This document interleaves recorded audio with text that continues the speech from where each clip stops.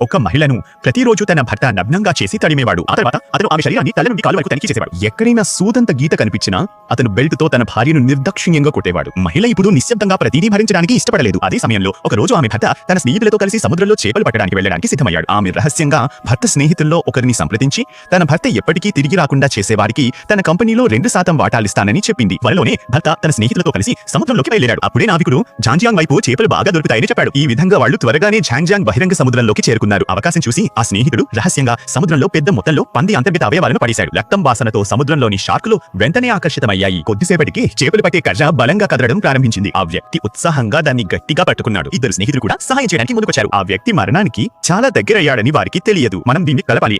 Oh my god. మరోవైపు మహిళ తీరంలో నిలబడి శుభవార్త కోసం ఎదురు చూస్తోంది. కేవలం 2.5 రోజుల తర్వాత భర్త పడవ చివరకు తిరిగి వచ్చింది. ఆశ్చర్యకరమైన విషయం ఏమిటంటే దూరం నుండి ఆమె భర్త ఆమెకు చేయి ఊపుతూ కనిపించాడు. తన భర్తను సజీవంగా చూసి ఆ మహిళ ఈ రాత్రి బ్రతకదేమోనని భావించింది.